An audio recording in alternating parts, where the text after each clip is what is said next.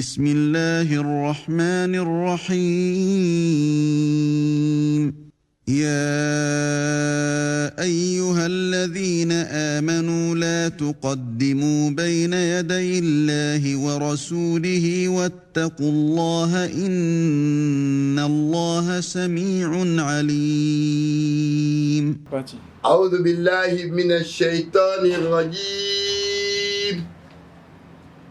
بسم الله الرحمن الرحيم الحمد لله ثم الصلاة والسلام على أشرف المرسلين سيدنا محمد وعلى آله وصحبه وسلم رب اشرح لي صدري ويسر لي أمري واحلل عقدة من لساني يفقهوا قولي صدق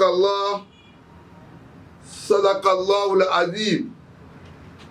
Chers croyantes et croyants en Allah, nous voici encore ce jour, samedi 6 septembre 2025, qui équivaut au 13 Rabiul Awwal 1447, le lendemain du jour où certains musulmans ont fêté l'anniversaire du prophète Mohammed et où d'autres nous demandent de ne pas fêter l'anniversaire car le prophète ne l'a jamais fêté, il n'a jamais recommandé et il ne l'a jamais aussi bien sûr interdit.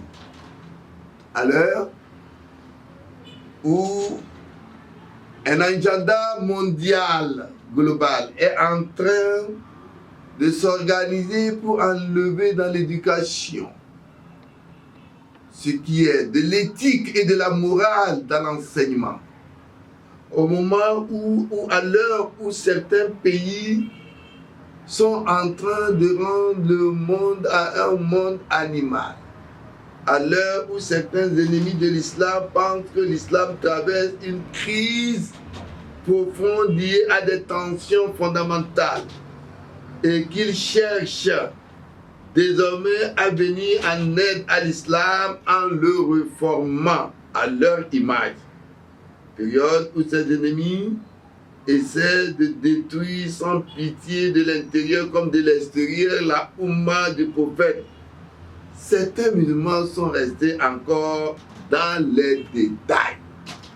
Les musulmans dans notre propre milieu, dans la Oumma islamique, s'attaque, s'organise en groupe sur l'idéologie et s'attaque pour ce qui en réalité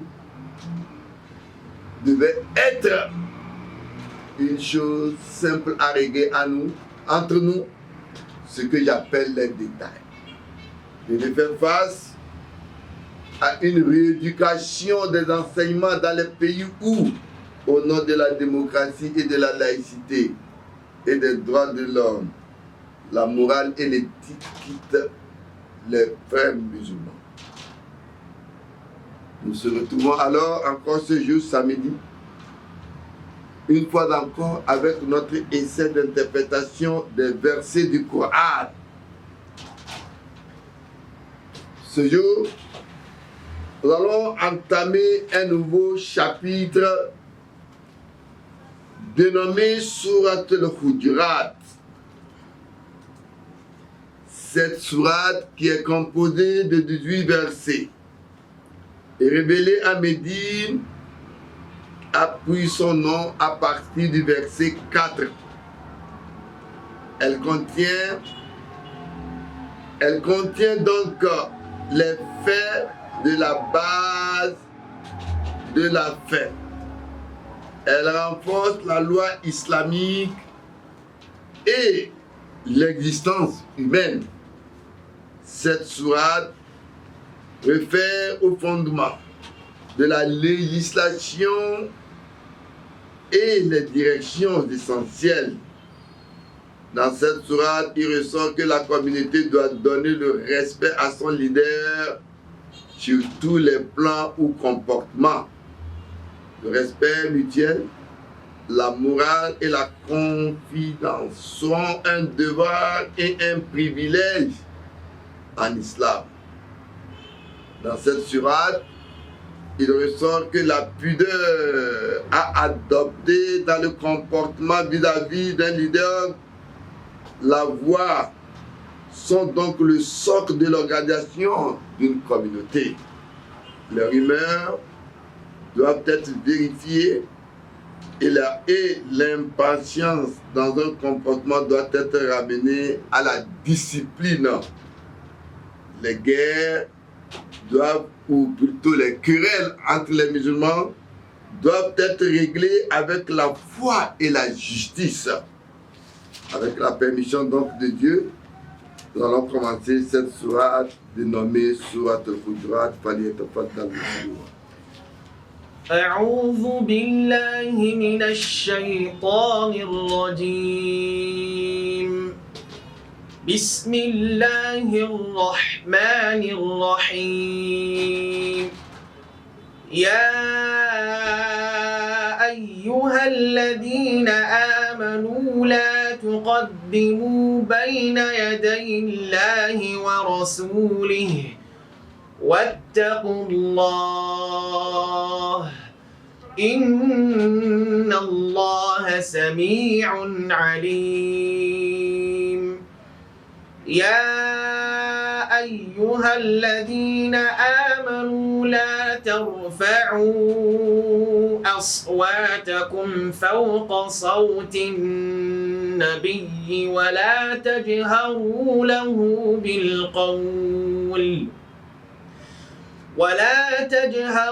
له بالقول كجهر بعضكم لبعض أن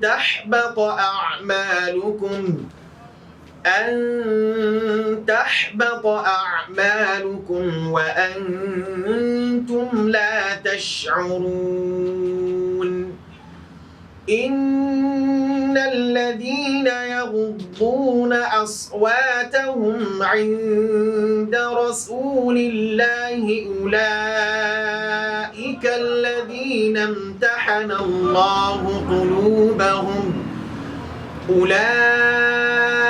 الذين امتحن الله قلوبهم للتقوى لهم مغفرة وأجر عظيم. إن الذين ينادونك من وراء الحجرات أكثرهم لا يعقلون. ولو أنهم صبروا حتى تخرج إليهم لكان خيرا لهم والله غفور رحيم. بسم الله الرحمن الرحيم. يا أيها الذين آمنوا لا تقدموا بين يدي الله ورسوله. Allah subhanahu wa ta'ala, dans cette sourate, essaye de donner les instructions ou conseils aux musulmans. Du temps du prophète Muhammad, où la discipline semble manquer sa raison. Et Allah les interpelle, oh les croyants, n'anticipez pas sur Dieu et son messager. Ici, Allah voudrait comprendre, la tuqaddimu bayna Allah wa rasuli, yani la taqulu khilaf al-kitab wa sunnah. Pour tout ce qui arrive en tant que musulman, tout ce que vous allez dire comme argument, comme défense, ne doit pas être hors des versets du Coran et de la tradition du prophète Muhammad. Imam Ibn al-Qayyim dit la taqulu hatta yaqul. S'il y a une discussion ou une réflexion, ne prenez pas vous vos positions sans voir la position du prophète Muhammad. Wala taf'alu hatta ya'mur. Ne prenez pas une décision ou un ordre tant qu'il ne vous donne pas l'ordre de le faire. Non. واتقوا الله إن الله سميع عليم. Allah dit, et craignez Dieu. Allah, craignez-le, Dieu entend et il sait. يا أيها الذين آمنوا لا ترفعوا أصواتكم فوق ولا تجهروا له بالقول. Allah dit, oh les croyants, ne levez pas vos voix par-dessous la voix du prophète et ne haussez pas le ton avec lui comme vous le haussez les uns avec les autres.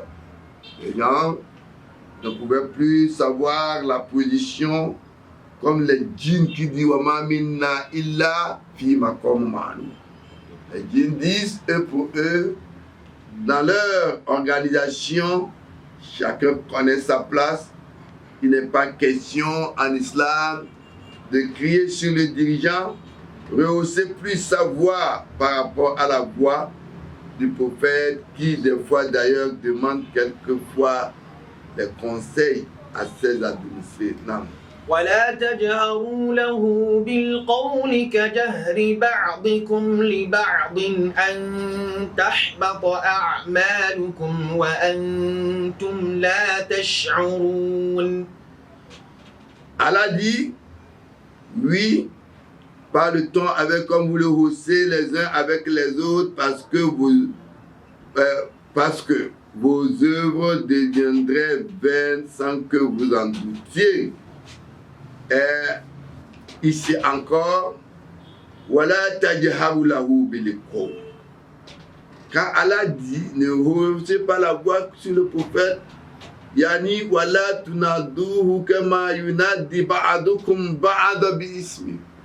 N'appelez pas le prophète comme vous appelez les uns les autres. Ya Muhammad, oh toi Muhammad. Quand vous voulez l'appeler, voilà qui ne koulou qawlan layyinan wa khataban hasana. Appelez-le avec un peu de respect et avec beaucoup de pudeur. Allah met en garde les hommes à comprendre cette logique qui est la logique islamique. Non.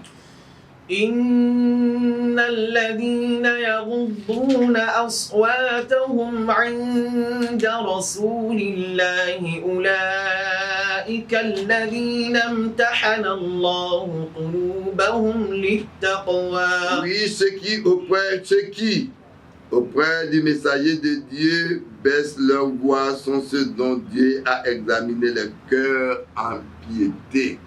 Quand il s'adresse au prophète, c'est avec beaucoup de verve, c'est avec beaucoup de politesse et beaucoup de souplesse. Non. لهم مغفرة وأجر عظيم. À eux donc pardon et énorme salaire. Non. إن الذين ينادونك من وراء الحجرات أكثرهم لا يعقلون. Allah dit, il y en a qui te crient de derrière les cloisons. Il y en a, quand ils rentrent dans une maison, ils crient seulement sans pudeur. Donc il y en a qui te crient de derrière les cloisons. Beaucoup d'entre eux ne comprennent pas en vérité. ولو أنهم صبروا حتى تخرج إليهم لكان خيرا لهم والله غفور رحيم. Allah dit, et s'ils patientaient jusqu'à ce que tu sortes, ce serait mieux pour eux. Dieu cependant est pardonneur miséricordieux. Quand vous cherchez quelqu'un chez lui et que vous appelez ce dernier, et que ce dernier vous patientez pour qu'il vienne vous voir, cela est mieux. Comme Allah dit dans le Saint-Coran, la taj'alu du'a ar-rasul bainakum. لا تجعلوا دعاء الرسول بينكم كدعاء بعضكم بعضا. Ne traitez pas l'appel du messager comme vous faites entre vous, de l'appel des uns des autres. Donc il y a toujours le respect et une organisation digne.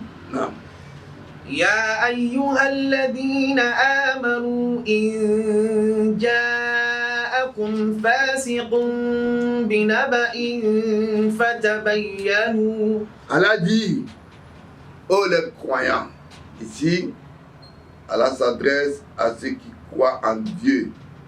Il leur dit, si un pervers vous apporte une nouvelle, alors cherchez la preuve. Ici, elle a fait allusion à Walid ibn Abi,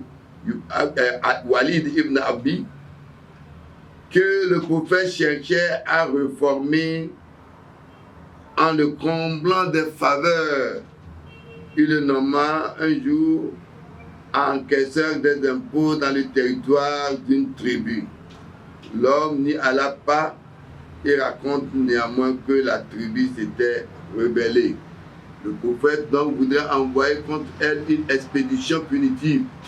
Lorsque ce verset lui fut révélé, Al-Walid était donc parti mentir et pour dire que les gens ont refusé de payer les impôts. Et cela a énervé le prophète. Et le prophète, qu'est-ce qu'il a fait? Il envoie donc une autre expédition, un autre, pour demander d'aller vérifier les faits. Mais ce dernier, quand il est arrivé à cet endroit, il a vu donc les gens en état de prière. Alors le hadith dit, quand ce dernier est parti, il est arrivé à cet endroit, Khalid ibn Walid, c'est le nom que je cherchais. Il est arrivé à cet endroit, plutôt il a vu les gens qui étaient en train de s'acquitter de la zakat, de la prière. Et à ce moment qu'il est arrivé, Sami'un azanihim wa salatihim. Et Khalid a entendu le rappel à la prière et il a eu la bonne nouvelle contraire à ce que celui-ci est venu dire au prophète sur le mensonge. Et il est retourné voir le prophète pour dire que la réalité n'est pas ce qu'il est venu te dire. Et le prophète nous dit, Atabayyan min Allah, Atabayyan min Allah, wal ajilatu min ash-shaytan. Désormais, vous les musulmans, la vérification sur les faits est très importante. Et cela d'ailleurs est une ordonnance divine, mais al-ajilat, le fait de s'empresser sur les nouvelles qu'on vient vous donner. Et vous voyez dans la vie quotidienne, on publie aujourd'hui des informations sur les individus sans vérifier sur. Alors que s'il y a du mensonge, vous allez donc en partir pour le péché que cela récoltera. Donc le prophète nous dit, le fait donc de prendre les nouvelles que vous entendez sans vérification, dans l'empressement, cela donc fait partie du péché. Qu'Allah nous fasse connaître sa science. يا أيها الذين آمنوا إن جاءكم فاسق بنبأ فتبينوا أن تصيبوا قوما بجهالة فتصبحوا على ما فعلتم نادمين. Allah dit, cherchez la preuve, parce que dans l'ignorance, vous porteriez atteinte à un peuple et qu'ensuite vous auriez regretté. Vous auriez donc du regret de ce que vous avez fait. واعلموا أن فيكم رسول الله. Allah nous dit, au verset donc 7, Allah nous dit, et sachez qu'en vérité le messager de Dieu est chez vous. لو يطيعكم في كثير من الأمر لعنتم ولكن الله حبب إليكم الإيمان. Si vous obéissez en beaucoup de cas, vous retomberiez dans la perdition. ولكن الله حبب إليكم الإيمان وزينه في قلوبكم وكره إليكم الكفر والفسوق والعصيان. Mais Dieu vous a rendu chère la foi et l'a embellie dans vos cœurs, tout comme il vous a fait détester la mécréance et la perversité. Allah embellit la foi dans le cœur de celui qui veut atteindre la pudeur. Il vous a fait détester la mécréance et la perversité et la désobéissance. La désobéissance en Dieu conduit donc à l'idolâtrie, conduit donc à une perte de foi. Non. أولئك هم الراشدون. Oui, cela dit le Coran, sont des gens bien dirigés. Ils sont bien dirigés dans le fait que ils ont suivi Allah et ils ont suivi les versets du Coran et le prophète Muhammad. Non. فضلا من الله ونعمه والله عليم حكيم. Allah dit, oui, en tant que grâce, la grâce de Dieu atteint ceux qui croient. La grâce de Dieu atteint ceux qui font confiance en Dieu. Donc, en tant que grâce de Dieu et bienfait, Dieu cependant est savant. Il sait ce qui abrite vos cœurs. Il sait ce qui vous anime. Et Dieu est le sage. Non.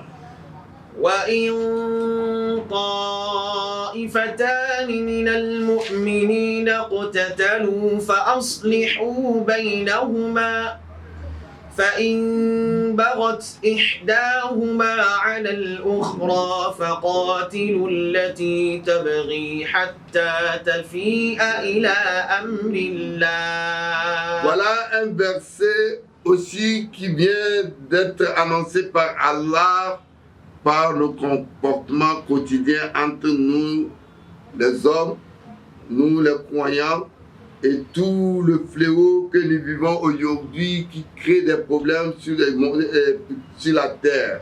Allah dit, et si deux groupes de croyants se combattent, ils se combattent, alors faites la paix entre eux. La notion de la paix est très importante en islam. Allah dit wa suluhu khayr. Faire la paix entre les hommes est une bonne chose et la meilleure que Dieu veut. Puis si l'un d'eux se rebelle contre l'autre, alors faites la paix entre eux. La paix, quel que soit le prix. Vous devez faire un effort de réconciliation entre les hommes. Cela fait partie des épreuves de l'homme. Mais l'homme ne doit pas croiser les bras pour dire que c'est fini entre tel et tel. Allah dit, puis si l'un d'eux se rebelle contre l'autre, alors combattez celui qui se rebelle jusqu'à ce qu'il s'incline devant l'ordre de Dieu. Quelles que soient les circonstances, le croyant ne doit pas refuser la paix et il ne doit pas croiser la main par rapport à la paix. Allah dit, quand Allah dit ici, wa aksitu inna Allah yuhibbul muqsiti. La justice ici. Allah dit, quand vous devez donc faire la paix entre deux personnes, restez des gens justes. On ne fait pas la paix en prenant parti. On ne fait pas la paix en mettant des intentions, en mettant la passion, en étant subjectif dans les décisions. Le prophète de l'islam nous dit, Unsur ahaka zaliman aw madloum. Il dit, de veiller sur ton frère qu'on a rendu injuste et celui qui est injuste. Côté ya Rasulallah, on demande alors au prophète, Ada, celui qu'on a rendu injuste, qu'on a rendu un mauvais juge de lui, de veiller sur lui. Mais comment on va encore aider celui-là qui a pratiqué l'injustice envers l'autre? Et le prophète dit, vous devez tout faire pour lui refuser l'injustice. C'est l'aide que tu dois lui porter. Donc, la notion de paix en islam ne doit pas du tout inquiéter le croyant qui est appelé à tout moment à œuvrer, à établir la paix sur terre. Innamal mu'minuna ihwa, dit le Coran. Non. إنما المؤمنون إخوة فأصلحوا بين أخويكم واتقوا الله لعلكم ترحمون. Toujours pour l'établissement de cette paix tant voulue par Dieu, Allah dit, il continue dans ses paroles, puis s'ils s'inclinent, alors faites la paix entre eux avec justice et jugez de la balance, la justice. Oui, Dieu aime ceux qui jugent à la balance, car les croyants sont des frères. L'établissement de cette paix est importante. Ici, à cause de cette foi, l'établissement de la paix va mener vers le bonheur éternel. Le prophète, dans sa parole, nous dit pour les musulmans, entre musulmans ou croyants, il y a des droits qui sont au nombre de 6 entre les uns et les autres. Le devoir, dans l'établissement de la paix, dans l'intention d'établir la paix, le prophète nous dit, quand vous vous croyez en tant que fidèle croyant, apportez la salutation de paix. Assalamu alaikum. Cette salutation de paix est d'origine d'Adam, le premier être que Dieu a créé. Quand Allah a créé Adam, il a dit va vers les gens qui vivent et leur adresse la paix. Et il dit Assalamu alaikum, que la paix de Dieu soit sur vous. Et il répondit Wa alaykum salam wa rahmatullahi wa barakatuh. Et je dis, le prophète bien-aimé de l'islam, à chaque fois qu'il veut saluer, il dit que la paix de Dieu soit sur vous. Et ce devoir de paix, dans les situations de conflit, de querelle, cette salutation ramènera la concorde entre deux frères, après bien sûr d'avoir jugé avec justice, avec vérité. Si ton frère t'invite, il faut répondre à l'invitation. Donc, tu demandes de l'aide, il faut alors lui porter l'aide à tes mesures.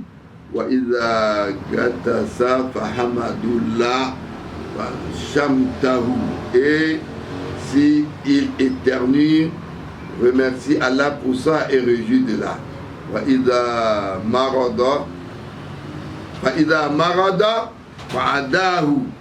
Donc, si ton frère est malade, en tant que musulman, il faut lui rendre visite. Le suivre donc à sa dernière demeure. Si le musulman ou ton frère meurt, un croyant, il faut le suivre dans sa dernière demeure.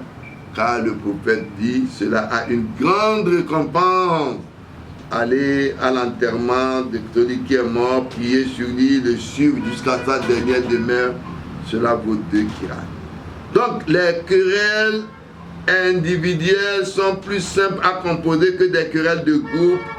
Or, dans les querelles de ce monde moderne, nous devons donc faire beaucoup de preuves de vigilance et de justice et de vérité. La communauté collective de l'islam doit être suprême sur le groupe ou nation. Il faut donc acter la justice et faire taire les querelles. Et pour la paix, cela est meilleur que la querelle entre les croyants. La ligne des nations donc a échoué parce que l'essentiel est absent, c'est-à-dire solide d'enlever ce qui tient à cœur le prochain et de se faire pardonner et que l'autre accepte le pardon.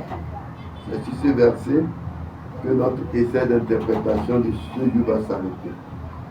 Ce que nous avons pu dire de bien vient d'Allah. Les manquements sont nos insuffisances, qu'Allah le Tout-Puissant nous fasse connaître sa chance religieuse.